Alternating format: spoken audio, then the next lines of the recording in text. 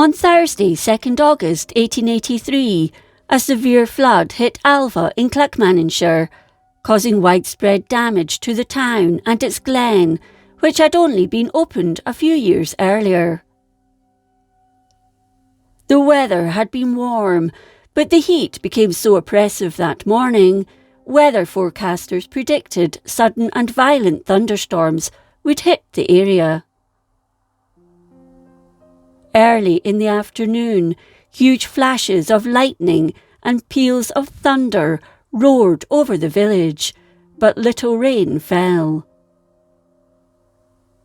It wasn't until 4 o'clock that the skies turned dark and a long and persistent downpour began without warning, lasting 2 hours. Due to the heavy rain, the road up the glen was damaged in numerous places, and a bridge over a deep part of the Alva burn was washed away in the torrent. One of the public wells in the town and 2 lampposts were swept away, along with the middle bridge, of which nothing was left. The debris from these clogged up the burn, so it overflowed, causing the water to flow across the upper part of Green Square, wrecking several houses. The inhabitants lost, among other things, furniture, clothing and books, and their gardens were swamped, so any fruit or vegetables they had been growing were destroyed. With the water reaching 4 feet deep, nearby piggeries had to have the animals moved to safety.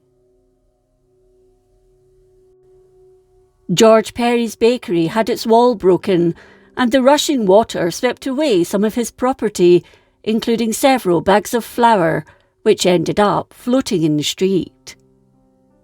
He estimated the damage at £250. The water also caused damage to Messrs Sprout the bootmakers, the shop of bookseller Mr Drysdale, and Mr Muir's china shop. After just 15 minutes, the torrent flowed along Stirling Street, destroying pavements as it carried along goods from homes and businesses. People who had crossed the road just 3 minutes beforehand almost had to swim to cross back over to their homes.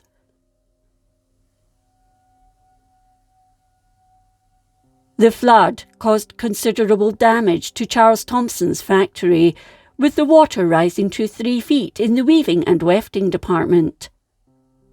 Damage was also done to John Henderson and Sons, where one of the floors was built over the top of the burn, and it rose to such a height it forced the floor up. At the burn side, the road was badly damaged by boulders and huge pieces of rock being tossed about, and it was also strewn with other detritus, making it almost impassable. Soon the storm abated, and the following day the clean-up operation began.